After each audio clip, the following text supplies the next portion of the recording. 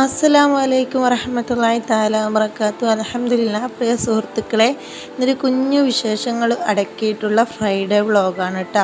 എല്ലാവരും വീഡിയോ മുഴുവനായിട്ട് കാണുക. നമ്മുടെ വീട് എന്നും ക്ലീൻ ആൻഡ് നീറ്റായിട്ട് ഇരിക്കാൻ, തുടക്കാൻ വേണ്ടിയും നമുക്ക് മോപ്പിടുമ്പോഴൊക്കെ ഉപയോഗിക്കാൻ വേണ്ടി നല്ലൊരു അടിപൊളി ടിപ്സ് ഈ ഒരു വീഡിയോയിൽ ഉൾപ്പെടുത്തിയിട്ടുണ്ട് കേട്ടോ.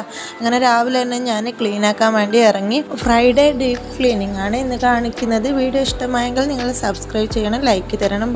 ആഴ്ചയിലുള്ള പെരുന്നാൾ ദിവസമാണല്ലോ, അപ്പോൾ ബെഡ്ഷീറ്റൊക്കെ ചേഞ്ച് ആക്കിയിട്ട് നമ്മൾ കണ്ണാടിയൊക്കെ നല്ലോണം ആ ഒരു ലിക്വിഡ് ഉപയോഗിച്ചിട്ട് നന്നായിട്ട് തുടച്ച് വൃത്തിയാക്കി. അപ്പോൾ കണ്ണാടിയൊക്കെ നല്ല വെട്ടി തിളങ്ങുകയും ചെയ്യും, നല്ലൊരു സ്മെല്ലും കിട്ടും.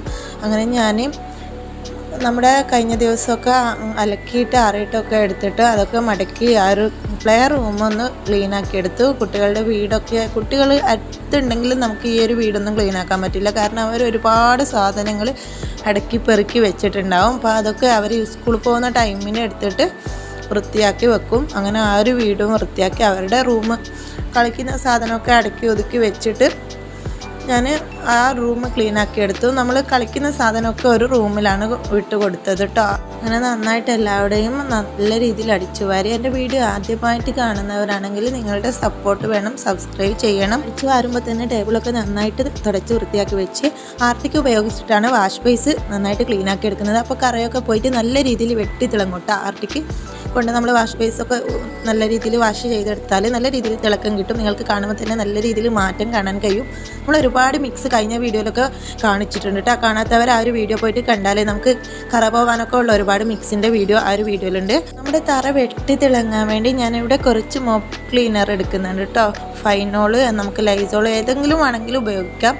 അതിലോട്ടേക്ക് കുറച്ച് ഒരു നുള്ളു ബേക്കിംഗ് സോഡ ഇട്ട് കൊടുക്കുന്നുണ്ട്. ഒരു സ്പൂണ് വിനാഗിരിയും നമ്മൾ അലക്കാൻ ഉപയോഗിക്കുന്ന വാഷിംഗ് ലിക്വിഡും കുറച്ച് ഉപയോഗിക്കുന്നുണ്ട് കേട്ടോ. ഒരുപാട് വെള്ളത്തിൽ ഈ ഒരു ഐറ്റംസൊക്കെ ഉപയോഗിക്കുമ്പോൾ പറ്റലൊന്നും ഉണ്ടാവില്ല കേട്ടോ. നന്നായിട്ട് തറ വെട്ടി തിളങ്ങും കേട്ടോ. നല്ല രീതിയിൽ വൃത്തിയായിട്ട് കിട്ടും. എല്ലാ കറയും ആ ഒരു മോപ്പിലിങ്ങ് പോരും കേട്ടോ. ഇതുപോലെ നിങ്ങളൊന്ന് തറ തുടച്ച് നോക്കും, നല്ല നീറ്റ് ആൻഡ് ക്ലീൻ ആവുകയും ചെയ്യും, വെട്ടി തിളങ്ങുകയും ചെയ്യും. ഒരു സംശയമാണ്. അങ്ങനെ തുടക്കലൊക്കെ കഴിഞ്ഞിട്ട് ഫ്രൈഡേ അല്ലേ, അപ്പോൾ നമ്മളൊരു ഊതും കത്തിച്ച് വെക്കാമെന്ന് വിചാരിച്ചു. അങ്ങനെ തുടച്ച് കഴിഞ്ഞാൽ തന്നെ വീടിന് നല്ലൊരു വൃത്തിയായിരിക്കും കേട്ടോ. ഊത് കത്തിക്കുമ്പോൾ തന്നെ ആ ഒരു ഫ്രൈഡേനെ നല്ലൊരു സ്മെല്ല് വീട് മൊത്തം പരക്കുകയും ചെയ്യും. അങ്ങനെ അകത്ത് ഭാഗത്തുള്ള ആ ഒരു ക്ലീനിങ് ഒക്കെ കഴിഞ്ഞിട്ട് കിച്ചണിലോട്ട് പോയി. അങ്ങനെ ഞാൻ കഴിഞ്ഞ ദിവസം മീഷോയിൽ നിന്ന് വാങ്ങിയ ഒരു പ്രൊഡക്റ്റാണ് കേട്ടോ. 146 രൂപയായിട്ടുള്ളൂ. എനിക്ക് ഒരുപാട് ഓഫറായിട്ട് തോന്നി. നമ്മുടെ കിച്ചണിൽ ലിക്വിഡൊക്കെ പറന്ന് വെക്കുന്ന ആ ഒരു പാത്രമാണ്. അതിലോട്ടേക്ക് ഒരു സ്പോഞ്ചും കിട്ടിയിട്ടുണ്ട്. നമുക്ക് ആ ഒരു സോപ്പ് വെക്കുന്ന ആ ഒരു സംഭവം കിട്ടിയിട്ടുണ്ട് കേട്ടോ. ഒരുപാട് യൂസ്ഫുൾ ആയിട്ടുണ്ട്. നമുക്ക് ഒരുപാട് ഐറ്റംസ്, ഒരുപാട് മോഡലുകളുണ്ട്.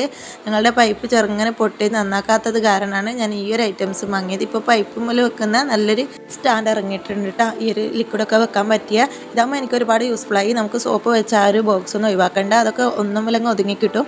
എനിക്ക് ഒരുപാട് ഇഷ്ടമായിട്ടാണ്. നിങ്ങൾക്ക് ഇഷ്ടമായിട്ടുണ്ടെങ്കിൽ കമൻറ്റിൽ അറിയിക്കട്ടെ. അങ്ങനെ ഞാൻ ലാസ്റ്റ് കറിവേപ്പിലൊക്കെ വെട്ടി ഒരടുക്കി ഒതുക്കി വെക്കാമെന്ന് വിചാരിച്ചു. കറിവേപ്പില ഞങ്ങൾ തീരുമ്പോൾ ഇങ്ങനെ ഒരുപാട് പറിച്ചെടുത്തിട്ട് ഇങ്ങനെ ഓരോരു കഷ്ണമാക്കി എടുത്തിട്ട് അതിൻ്റെ കമ്പൊക്കെ പോക്കി എടുത്തിട്ട് ഇതുപോലെ ഒരു ബോക്സിലിട്ട് കൊടുക്കും.